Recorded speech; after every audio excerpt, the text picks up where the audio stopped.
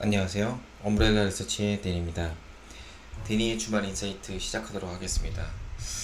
너무 오랜만에 유튜브로 돌아온 것 같네요. 네, 그 지지난주죠. 한 10일 정도 전쯤에 10일 좀 안 됐나? 뭐 급성으로 코로나가 갑자기 와가지고 또 뒤늦게 여태까지 한 번도 안 걸렸다가 걸리니까 바로 그냥 입원행이었습니다. 응급실 통해서 바로 입원할 정도로 좀 강하게 와서 건강에 유념하시기 바랍니다. 제가 중간중간에 기침을 좀 하더라도 좀 이해해 주시길 바라겠습니다.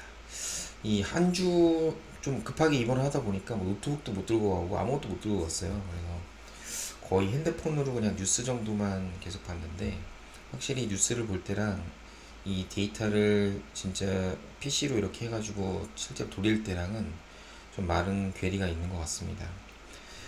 일주일 사이에 반등이 좀 세게 나왔는데 변곡점에서 되게 아쉽네요. 꼭 내내 이렇게 바닥권만 다시다가 막상 올라갈 때 이걸 따라가면서 이렇게 아이디어를 얘기를 못하니까 좀 아쉽긴 합니다만 좀 다시 한번 전열을 가다듬는 모습으로 해보도록 하겠습니다.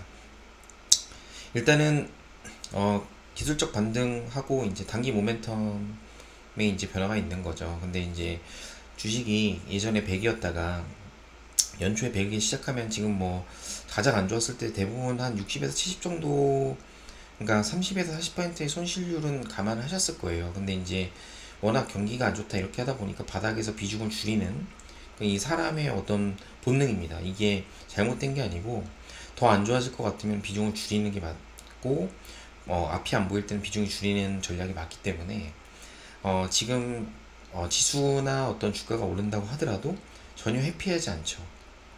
왜 그러냐면 기존에 60, 70 갔는데 다시 100이 가려면은 그대로 연초에 대비 풀로 비중을 가져가야 되는데 뭐 그런 투자자는 사실 거의 없다라고 보시면 될 것 같습니다.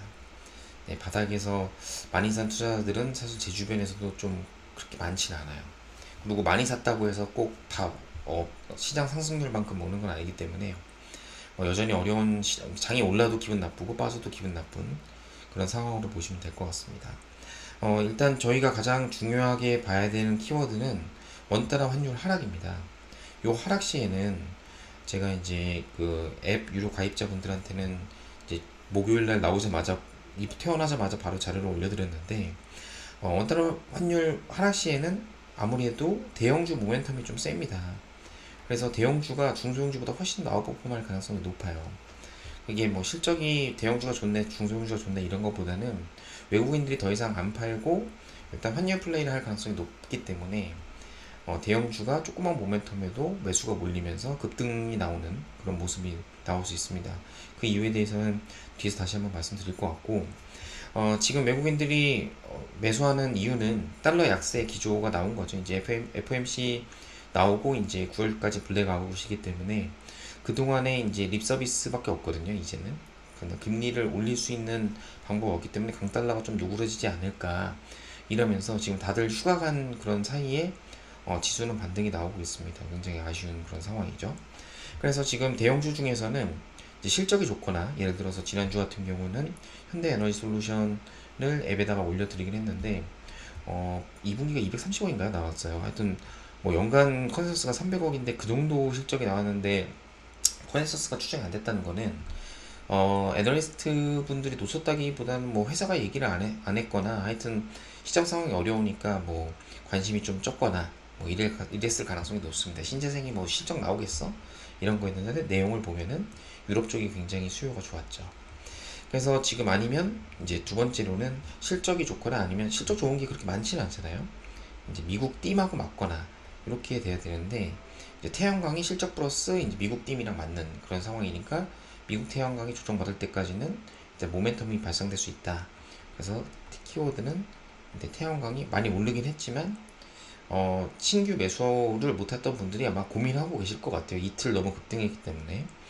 그래서 지금 전반적으로 컨트롤 봤을 때는 이제 코스닥보다는 코스피가 우위에 있고요. 그 다음에 삼전 하이닉스가 지금 단기 기술적 반등 나온 이후에는 지금 다시 또 조정이 나오고 있습니다. 그러면 전체적인 시장에서 지수는 반등이 조금씩 나오고 있는데 선전 하이닉스가 눌린다, IT가 눌린다 라고 보면은 결국엔 지금 저희가 다른 데서 찾을 수 있는 아이디어는 뭐 여기 나온 뭐 방산이라든지 아니면 2차 전지라든지 아니면 신재생 요건데, 이제 요거 세 개 중에 가장 쩔어 있는 거는 1번은 신재생, 2번은 방산, 전기차 3번이겠죠. 아마 요거 순서대로 지금 오르고 있지 않나 싶어요. 그래서 신재생, 방산이 먼저 올랐고 전기차도 같이 따라갈 가능성이 높다라고 생각이 좀 들고 있습니다. 일단 전기차 관련, 미국 이제 왜 갑자기 이런 그 신재생이 맨날 그 띠만 있는 신재생이 이게 어떻게 봐야 되나 이렇게 봤을 때 저희가 가장 관심 있게 봐야 되는 거는 이제 미국 인플레이션 감축법이죠. 요게 이제 그 의회 문턱을 이제 상원 쪽에서 통과가 됐다는 얘기가 나오면서 뉴스가 강하게 올랐어요.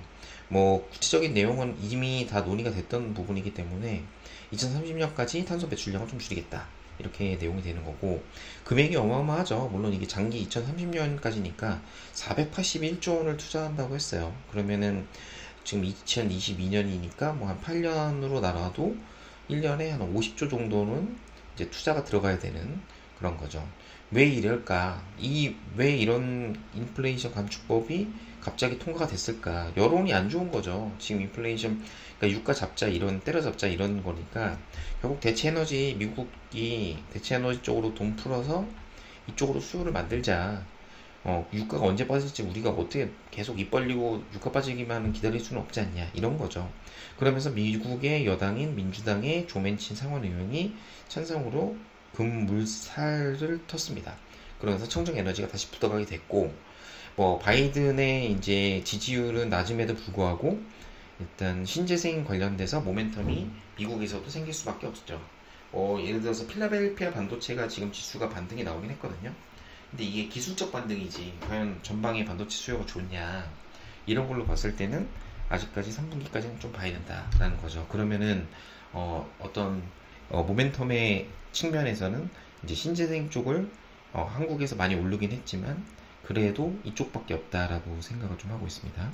그래서 미국 신재생 에너지 업종이 상승을 했고, 태양광이 이제 이끌고 가면서 이제 실적이랑 같이 이끌고 가면서 덩달아 풍력, 뭐 원자력, 수소 이런 것들도 그냥 같이 덩달아 움직이는, 그러니까 이쪽으로 포트를 짜지 않으면은 시장 반등 때 소외가 이미 됐죠. 지난주에 될 수밖에 없는 그런 거고, 대장은 이제 태양광이죠. 아무래도 실적 유럽 쪽에서 일단 설치 수요가 세게 드라이브 건 거를 수요를 확인했기 때문에 지금 저희가 인플레이션에서 가장 중요한 거는 수요 둔화잖아요. 수요 둔화인데 수요가 지금 급증하는 섹터가 있다. 태양광이다. 원가 오르고 뭐 이런 거, 나 모르겠어. 뭐 폴리 가격 오른 거 모듈에서 반영하네 안 하네 그것까지 머리 아프고, 수요만 좋은 거 있으면 나 그냥 무조건 멀티플 줄래 라는 게 이제 시장의 생각이라고 생각이 듭니다. 그래서 이제 많이 오르긴 했지만 이제 하나솔루션, 현대에너지 솔루션이 이제 대장으로 나오고, 뭐 대창 에너지 등 뭐 여러 가지 뭐 관련된 태양광 쪽이 이제 지난주에 오르긴 했지만 뭐 2주 연속 아웃퍼폼 하지 않을까 이렇게 생각을 좀 하고 있어요.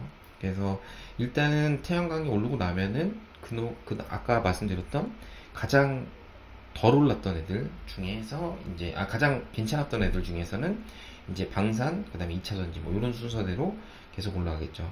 그다음에 방금 말씀드렸던 인플레이션 감축법에 전기차랑 이제 차량 보급을 통해서 이제 그 전기차 하이브리드 뭐 이런 쪽으로 일단 보조금을 확대하겠다라는 거죠. 전기차 구매자들한테 7,500달러, 중고 전기차를 사도 4,000달러의 보조금 주겠다. 이런 내용이 나오기 때문에 또 전기차 얘기 또 나올 수밖에 없습니다. 그러니까 뭐 거의 그냥 이제 이런 분위기면은 이제 어떻게 되냐. 유가가 반등이 나오면 이제 막 인플레이션 우려하면서 또 이제 막 급락이 나오지 않을까 이런 생각들을 많이 하잖아요. 근데 신재생이 이제 대체를 하면서 신재생이 이제 메이크업 할 거야. 물론 메이크업 하기 힘듭니다. 제가 볼 때는 결론적으로는. 하지만 주가적인 측면에서는 유가가 오르면 오를수록 신재생을 더 세게 투자해야 된다라는 게 이제 투자자들의 생각이 이쪽으로 전이 될 가능성이 높아요. 그러면은 이제 8월 한 달간은 신재생 에너지 부각이 유가가 오른다고 하더라도 아이디어가 뽀뽀할 가능성이 좀 높습니다. 그래서 미국 같은 경우에 보면은 이제 여기 뭐 이런 이제 태양광 업체들, 태양광, 그다음에 요거는 이제 뭐 수소 이런 애들인 것 같은데 확실히 수소보다는 주간으로 봤을 때 태양광이 메인이죠. 그러니까 포트를 하나만 가져간다라고 치면은 그냥 태양광을 눈 감고 지금 샀다가 트레이딩 구간, 이게 이미 올랐으니까 트레이딩이고 이제 바닥에 사신 분은 계속 들고 가는 그런 전략이 좋을 것 같다라고 생각이 듭니다. 그래서 지금 뭐 썬런 같은 경우도 이제 뭐 이렇게 오르긴 했습니다만 주가가 쩔은 걸로 보면은 작년 10월부터는 지금 뭐 이제 전고점 조금 트라이하는 그런 수준이거든요. 그러니까 뭐 요 정도의 룸은 또 있는 거죠. 만약에 이걸 가지고 바이든이 이제 강력하게 지지율을 복구하겠다 이런 생각으로 하면은 그럴 때일수록 이제 여야가 이제 합의를 처음 본 상황이기 때문에 이제 서로 간에 이제 자기 거다라고 얘기를 할 수밖에 없습니다. 그러면 미국이 이제 미국 위주로 반등이 나오고 그 다음에 뭐 달러는 약세로 되긴 했지만 그래도 미국이 계속 펀더멘탈이 강하고 이제 실적이 좋은 빅테크 업체들이 있었기 때문에 수요가 견조하다는 걸 확인했기 때문에 반등이 세게 나왔고 그러면 나머지 인건중 국가들은 뭐 달러의 되돌림 정도 요 정도 거죠. 이제 Q의 성장이 없기 때문에 뭐 요 정도의 기술적 반등인데 여기서 이제 어느 정도 지수가 지금 뭐 2,400, 500까지 오른 상황에서 더 뒤로 치고 나가려면 이제 반도체 업종의 반등이 나와야 되는데 이게 없다면 결국에는 이런 미국 빔을 저희가 그대로 따라갈 가능성이 높다. 이건 진짜 멀티플 싸움이거든요. 이거는 뭐. 근데 다행히 2분기 실적도 태양광이 잘 나왔어요. 그러니까 뭐 태양광이 대장일 수밖에 없는 키 맞추기 하면서 올라갈 수밖에 없다라고 생각이 되고 있고 뭐 은근슬쩍 보면은 CRB 인덱스가 또 오르고 있어요. 그런데 이제 보면 이제 뉴클리어 그 다음에 윈드 태양광이 이제 딱 전 고점 두 개를 지금 넘어섰죠. 이렇게 계속 부진부진하다가 그럼 이제 다음이 이제 여기까지니까 조금 태양광이 좀 편한 그런 상황. 뭐 요거는 추세가 지금 생겼다고 하고 보기엔 좀 힘들어요. 다른 업종들은. 그래서 이제 CRB 인덱스의 어떤 메인 키는 유가기 때문에 이제 유가가 다시 반등이 나오더라도 신재생이 다시 또 부각이 될 수밖에 없다라고 할 수밖에 없죠. 그 다음에 이제 그 유일하게 이제 Q성장, 어떤 수요에 또 태양광 이외에 또 수요를 볼 수 있는 업종은 이제 방위산업 업종입니다. 그래서 17년도에서 21년도까지 글로벌 무기 수출 국가에서 그전에는 비중이 1%도 안 됐는데 한국이 3%까지 올라왔어요. 그 다음에 방산에 있어서 한국이 강점은 AS입니다. 한국은 기본적으로 물건을 만들 때 소비자한테 욕먹지 않을까라는 거를 일단 베이스로 깔고서 AS망을 구축한 다음에 일단 제품을 파는 그런 성격이 있죠. 워낙 한국 소비자들이 블랙 컨슈머도 많고 굉장히 빡셉니다. 다른 나라에 비해서. 그리고 우크라이나 사태 이후에 냉전 무기 체제를 재편해야 되는 시대로 도래했죠. 그래서 뭐 폴란드만 위험한 게 아니라 이제 그 뒤에 있는 헝가리 뭐 돈 없지만 이런 애들이 이제 먹고 살기 위해서는 결국에는 무기를 확장해야 되는 그런 수준이고 냉전 이후로 거의 2, 30년 동안 무기 노후화된 거를 이제는 바꿔야 되는 그런 당위성이 지금 나오고 있는 거죠. 그래서 이제 방산 같은 경우에 사실 6월에 이제 연중 고점 이후에 재반등이 나오고 있기 때문에 사실 이게 뭐 연초부터 없었던 아이디어다 이렇게 보긴 좀 힘든데 일단은 수주 모멘텀이 좀 나왔기 때문에 이게 뭐 세론으로 보시는 분도 있지만 어찌됐든 간에 다른 산업에 대안은 없다. 그때 제가 2주 전에 네거티브 전략으로 이렇게 여러 가지 말씀을 드렸는데 뭐 조선 뭐 단기 실적 안 되니까 지우자 뭐 은행 뭐 님 결국엔 빠질 거니까 이제 지우자 뭐 이렇게 지웠잖아요. 여러 가지 지우다 보면은 남은 산업 자체가 결국 추성장이 나오고 수요가 좋은, 그러니까 지금은 수요가 핵심입니다. 수요가 이걸 사람들이 메이크 센스한데 그냥 괜찮은데 그래 뭐 이 정도는 좀 생각해 줘야지 라고 하면은 그런 업종으로 이제 몰릴 수밖에 없는 거예요. 방산업 자체가 이제 연간 섹터가 5에서 10% 성장하는 거기 때문에 이제 프리미엄이 증가할 가능성이 높은 거죠. 그리고 방사는 단기 납품이 아니고 이제 3에서 5년 장기 공급 계약이기 때문에 실적이 단기에 찍히나요라고 물어보기에는 사실 어렵습니다. 근데 이제 조선주 같은 경우도 뭐 신조선가라든지 아니면 수주 잔고를 통해서 주가가 오른 것처럼 일단 실적 반영보다는 수주 모멘텀이 좀 중요하다. 그래서 지금 최근에 이제 현대 로템도 이제 한 2주 동안 계속 그 퀀트의 모멘텀 쪽에 나왔던 것 같은데 뭐 손바뀜이 계속 진행되고 있는 것 같아요. 하지만 지금 K2라는 어떤 그 뭐냐 탱크죠. 탱크 전차를 이제 신규로 이제 시작을 해서 이제 해외 쪽으로 이제 큰 수주를 받은 거죠. 이렇게 조단이 예전에 청궁, 형궁 뭐 이런 거 LIG 넥스원 주가 갔을 때 그때 수주 기대하는 게 보통 1조에서 3조 사이였어요. 근데 지금 1차 물량만 180대로 3조 얘기를 나왔기 때문에 이게 지금 폴란드가 돈이 있냐 없냐 이거를 알 수 있는 사람이 검증은 사실은 이거는 저희가 하는 투자자가 하는 게 아니고 이건 대한민국 정부가 해줘야 되겠죠. 왜냐하면 결국 정부가 이게 돈을 다 대주는 거죠. 초기 그 뭐냐 이걸 만들려면 돈이 있어야 되는데 이거 다 대출 받아서 할 거 아닙니까? 정부 돈으로 대출 받아서 하는 겁니다. 방산 같은 경우에는. 그리고 방산 같은 경우에는 원재료 가격에 부담이 없어요. 그래서 방산 원가는 정부가 이제 원가라고 하는 것 플러스 적정 이윤이기 때문에 이제 원재료 가격이 부담이 올라가는 거는 아무 의미가 없습니다. 이렇게 어떻게 되냐면 방산원가의 이용 구조는 일단 직접 재료비, 직접 농부비, 직접 경비 이거를 이제 직접 원가라고 하고 여기에다가 이제 간접 농부비, 간접 재료비 더한 게 제조 원가. 여기다가 일반 관리비. 이건 뭐 일반 관리비 보통 뭐 한 15% 20% 붙죠. 이렇게 하면 요게 총 원가라고 그러고 여기다가 투하 자본 보상비. 뭐 요거는 아마 제가 볼 때는 그 용역비 관련된 거를 이제 용역비나 아니면은 캐펙스 투자한 거 이거를 감안해서 해준 거고 여기다가 이윤 이제 5% 정도 최소 5% 정도를 이제 붙여주게 됩니다. 근데 보통은 방산업체들이 이제 비리가 많이 나오는 이유가 뭐 바보가 아닌 이상 여기 여러 단계를 거치면서 이제 뻥튀기 되는 거죠. 뭐 사람 10명 썼는데 이제 뭐 15명 썼다 이렇게 되면 그냥 가격이 올라가는 거기 때문에 실제 내부 마진율은 아마 제가 생각할 때 최소 GP 마진으로 보면은 최소 20% 이상이 되지 않을까라고 생각이 좀 되고 있고 뭐 저희가 눈으로 보이는 이제 OP 마진 같은 경우에는 이제 5에서 10%로 보이고 있지만 모든 비용을 다 떨어낸 거가 아마 이 정도가 되지 않을까. 그럼 수출은 어떨까요? 아까 그 K2 봤을 때 국내 납품가가 80억 원인데 해외 수출할 때는 당연히 비싸게 받아야죠. 물류비도 있고 그다음에 현지 AS 공급망도 세팅해야 되고 지금 140억 원이 나오고 있거든요. 그럼 요 정도가 요만큼 차이가 마진이에요, 사실. 네. 이거는 방금 말씀드린 방산 원가랑 이윤 구조는 국내를 말씀드린 거고요. 국내에 이제 정부에 납품할 때 어떤 군에 납품할 때 기본 로직을 말씀드린 거고 해외 수출할 때는 가격이 중요한데 지금 가격이 뭐 100억 이런 게 아니고 대당 140억 이렇게 얘기해요. 왜냐면 지금 수요가 좋기 때문에 지금 뭐 공급망 이슈 그 다음에 부품 이슈 이런 거 있잖아요. 그럼 비싸게 팔아야죠. 물 들어올 때. 글로벌에서 어떤 방산 관련돼서 수출할 수 있는 나라 자체가 20개국이 안 됩니다. 제가 알기로는.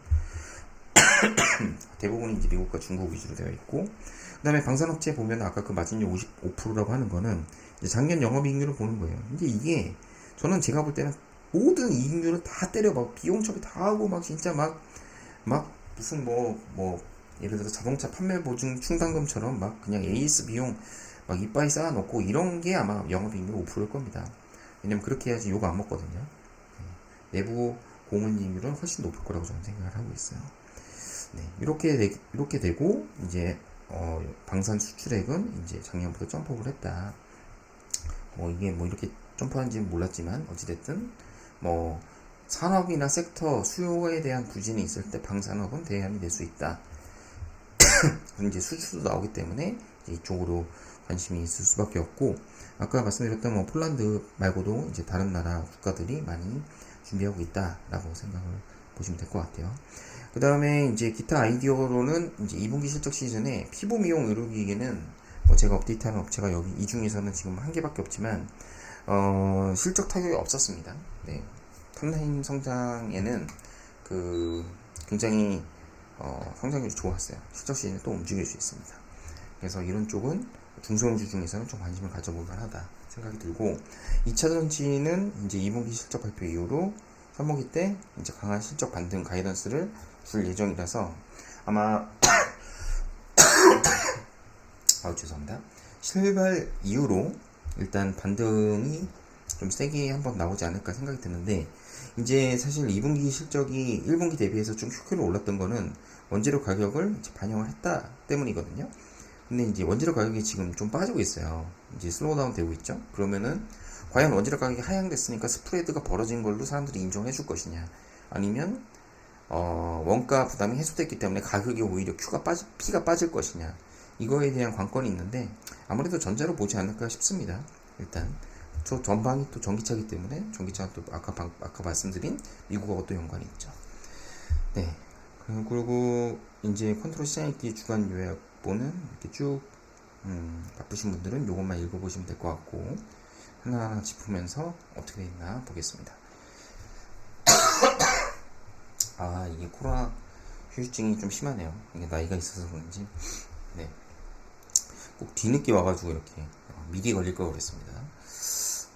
고점 대비 하락률을 보면은 많이 회복했죠. 3개월 고점 대비해서는 많이 회복을 했고, 지금 미국은 거의 다 회복을 했고, 한국 대비 성과는 엄청나게 아웃퍼폼하고 있죠. 근데 아웃퍼폼하고 있다고 해서 미국 오른 만큼 왜 한국은 안 오르지, 이게 아니라 지금 한국이 리커버리가 좀 될 때 내가 어떤 업종 전략을 가져가야 되냐, 이게 중요한 겁니다 지금. 네. 그리고 나스닥과 이제 요게 나스닥, 이제 코스닥에 이제 보면은 나스닥이 지금 이렇게 올라섰거든요. 이 얘기는 뭐냐면 나스닥이 3% 오르면은 코스닥은 1%밖에 안 오른다는 거예요. 그래서 제가 볼 때는 지금은 대형주 중에 눈을 부릅뜨고 실적이든 아니면 모멘텀이든 뭔가 있는 걸로 가득 따라붙어야 수익이 날 수 있는 그런 장세다라고 볼 수 있겠습니다. 그 다음에 지수의 고점, 연초 대비 이제 수익률을 한번 좀 보면은, 코스피, 코스닥, 제가 지난주는 쉬었기 때문에 이제 그래도 이제 거의 꼴등 이 정도 있었거든요. 조금 올라왔어요. 조금 올라왔고, 이제 3개월로 보면은 여전히 마이너스. 그 다음에 1개월 수익률을 보면은 그래도 네, 뭐 중간 조금 이하 이 정도는 되네요. 그래도 많이 올라온 업종들을 보면은 전부 이제 미국입니다. 전부 미국. 네, 미국 위주의 반등이라는 게 너무 명확한 거죠. 사실 달러가 약세가 돼도 미국만 반등, 달러가 강세가 돼도 미국만 덜 빠짐. 네, 미국 퍼스트. 뭐 이런 거죠. 그래서 지금 3개월 수익률로 보면은 이제 코스피, 대만, 코스닥이 가장 뒤쳐져 있고, 여기서 저희가 생각할 수 있는 업종은 IT 업종이 단기 반등은 나와도 과연 3Q 최대 수요가 나오는 3Q에 수요가 있겠느냐, 이거에 대한 부정적인 센티멘트는 계속 있을 수밖에 없어요. 뭐 아이폰 빼고는 사실은 Q를 극복해줄 만한 것들은 사실 지금 보이지는 않죠. 물론 폴더블이나 이런 것들도 지금 이제 5월달부터 생산이 들어가니까 뭐 기술적인 반등은 충분히 나올 수 있습니다만, 대부분 다 아는 거죠. 그러니까 실적도 대충 다 뭐 애널리스트 커버가 다 되고, 그다음 멀티플도 시장에서 거의 다 주기 때문에 그냥 멀티플만 왔다 갔다 하는 순간, 그래서 3분기 실적 나오기 전에 파는 그런 전략으로 보시면 될 것 같고요. 그 다음에 반도체와 IT의 상대 강도 보시면은 조금 이렇게 올라왔다가 이렇게 푹 빠졌어요. 다시 이쪽으로 볼까요? 이걸로 볼까요? 이 차트로 보면은 큰 추세의 변화는 없습니다. 네, 여기에 잠깐 이렇게 올라왔지만 이제 실적 나온 이후로 낙폭과대로 반등이 나온 거고, 다시 바이오 대비해서 열의로 가고 있습니다. 그러니까 하이닉스랑 뭐 바이오를 봤을 때는 그래도 바이오가 좀 더 낫지 않나라고 이제 퀀트는 얘기를 해주고 있죠. 물론 이 추세가 뭐 바로 반등이 나올 수는 있겠습니다만, 일단은 이런 내용을 참고해 보시면 될 것 같고, 그 다음에 개인 외국인들 순매수와 이제 고버스 순매수인데, 고버스도 조금 샀어요. 개인들이 좀 사자마자 바로 반등 나오죠. 반등 나오고 계속 사주시길 바랍니다. 그 다음에 외국인들 순매수를 보면, 외국인들 코스피 순매수가 지금 6월 중하순에 이제 바닥을 찍고 지금 다시 올라가고 있는 추세입니다. 그러니까 외국인들의 현물 플레이가 지금 현물을 좀 채우고 있는 그런 모습. 그 다음에 선물을 보면은, 선물은 오히려 단기에 좀 눌렀거든요. 그러니까 지수를 눌러놓고 현물을 채우는 모습을 지금 계속 보여주고 있다. 그래서 이 부분에 있어서 대형주가 조금 더 유리하다라고 맨 초입에 말씀을 좀 드렸습니다. 그 다음에 주간으로 외국인들이 산 걸 좀 볼까요? 외국인들이 산 거 보면은 외국인들이 대형주를 좀 샀죠. 대형주를 좀 샀고 IT 그다음에 IT 자동차 위주로 좀 샀습니다. 샀고 일단 뭐 외국인들이 화학 같은 건 전혀 관심이 없고요. 아직까지 그렇고 코스닥은 이제 외국인들 관심 없습니다. 지금 보면 뚜렷하게 코스닥이 올라야 되는 이유나 이런 거에 대해서는 뭐 아직 필요성을 못 느끼는 것 같아요. 네, 그 다음에 외국인들 그 선물 누적을 보면 만기 이후에 이렇게 차익 실현이 좀 강하게 나왔습니다. 강하게 나왔고 지금 눌러놓은 상태에서 현물을 순매수하고 있다. 그래서 이게 지금 뭐 추세적으로 하반기 때 무조건 뭐 추석 전까지 올라가냐 뭐 이런 게 아닙니다. 이런 게 아니고 그냥 많이 팔아놓은 거 조금 하는 거. 외국인들이 뭐 한국을 반도체로 보지, 반도체 위에 반도체랑 IT 뭐 이런 걸로 보지 다른 뭐 전기차 빼고는 사실은 그렇게 관심이 많을 것 같지는 않아요. 네, 그 다음에 여기 보면은 외국인 현물 순매수로 위주하기 때문에 코스피에 초점을 맞추자라고 퀀트가 얘기하고 있고, 그 다음에 시크릿컬하고 성장주 같은 경우에는 이제 시크릿컬 성장주 같이 조정을 받았다가 지금 성장주도 이렇게 좀 반등이 좀 나오고 있어서 이제 어느 정도 낙폭과대 성장주들이 이제 분위기가 좋아지면은 단기적으로 트레이딩 정도 가능하겠다 이런 아이디어고, 그 다음에 개인들은 이제 누적 순매수가 6월달 이후로 조금 빠졌는데 빠지자마자 바로 반등을 했죠. 근데 다시 또 이렇게 올라가려고 준비하고 있으니까 또 전자는 또 빠질 가능성이 높고 무겁다. 외국인들도 지금 텔레그램 채널에 제가 프리미엄 그러니까 유료 회원분들한테 보내드렸지만 7월 중순 이후로는 삼성전자, 하이닉스 모두 다 특별한 순 매수는 없습니다. 그 다음 지금 원달러 환율하고 대형주 여기에 말씀드린 이유는 요겁니다. 요거 이만큼 눌려있는 거여서 이제 원달러 환율이 조금만 빠지고 이게 이렇게 올라가는 여기 크로스 될 때까지는 어느 정도 대형주의 강세가 이어질 수 있다. 그래서 대형주 잘 하시는 분들이 빨리빨리 수익을 내는 그런 구간이다 라고 보시면 될 것 같고요. 그 다음 여기 보면은 이제 달러가 약세이긴 하지만 이제 뭐 사실 뚫고 내려온 건 아니기 때문에 이제 뭐 한 100 이하 정도 내려와야 이제 달러가 기초적으로 약세다 라고 하는 거고, 뭐 여기까지 요 100까지 떨어질 때 인덱스가 100까지 떨어지는 때까지는 뭐 그냥 랠리 정도 보시면 될 것 같고요. 그 다음에 유로화도 단기에 오르긴 했습니다만 뭐 이게 50bp 인상한 거 치고는 뭐 사실 거의 반응이 없다. 오히려 오지 달러, 호주 달러가 더 많이 올랐죠. 이게 이제 어떻게 보면 한국한테는 긍정적인, 호주 달러랑 한국하고 코릴레이션 70% 이상입니다. 원달러. 그 다음에 미국채 이제 하향 안정화되고 있고, CLB 인덱스는 아까 말씀드린 것처럼 여러 가지 반등이 나오고 있고, 솔라 인덱스가 이제 제일 저희가 관심 있게 봐야 되는 거죠. 이제 아까 말씀드린 것처럼. 쭉쭉 넘어갈게요. 네, 이런 내용들을 좀 했고, 이제 뭐 아까 유가 오른 만큼 이제 또 다시 또 신재생이 될 거다.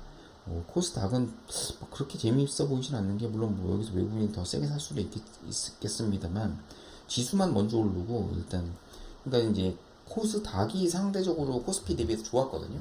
그러니까 이제 개인 투자자들은 다 이제 코스닥으로 또 올린 거죠. 또 다 2차전지, 다 이런 쪽으로. 네. 그래서, 뭐 코스닥보다는 일단은 이게 괜찮아 보이고, 이제 제약바이오 이제 상위주들도 보면은 외국인들이 7월 중순 이후로는 약간 하향 안정화 되고 있어서 굳이 급등할 이유는 안 보인다. 셀트리온 헬스케어나 이런 것들도 기간 조정이 나올 가능성이 높다라고 좀 보여주고 있고요. 그 다음에 제약바이오 상승 모멘텀 나 이렇게 여기 나오고, 그다음에 RSI를 보면은 사실은 이제 뭐 바이 시그널이 나올 만한 레벨이 아니에요. 다 올라와 있어서 오히려 사실은 바닥에서 주식을 많이 샀던 분들은 이제 주식 비중을 조금씩 줄여야 되는데, 희한하게 지금 과매수 시그널까지는 안 나오고 있어요. 보통 한 75 정도 넘어가면 과매수가 나오는데, 코스닥도 마찬가지고 두 개 다 지수 반등 대비해서는 사실 RSI는 많이 올라오긴 했지만, 뭐 제가 한 주를 쉬어서 그런가 이제 막 너무 급등했다 이런 느낌은 아니거든요. 네. 그래서 전반 쪽의 업종이 반등이 다 나왔기 때문에 여기서부터 이제 띵과 이제 모멘텀으로 이제 낙폭과대를 키 맞추고 그 다음에 이제 큰 띵으로 이제 따라가는 그런 모습을 보이면 될 것 같습니다. 이상 그 엄브렐라 리서치의 데니의 주말 인사이트였고요. 지금 원래는 제가 7월 말까지 이제 엄브렐라 이제 본사 사옥을 오픈하려고 목표를 했었는데 막판에 코로나에다가 이제 호주 갔다 오고 하면서 2주가 또 공백이 생기면서 조금 더 정리를 한 다음 이제 그 구독자분들 유료 구독자분들하고 고객분들 대상으로 조금씩 오픈하도록 하겠습니다. 이상 엄브렐라 리서치의 데니였습니다. 감사합니다.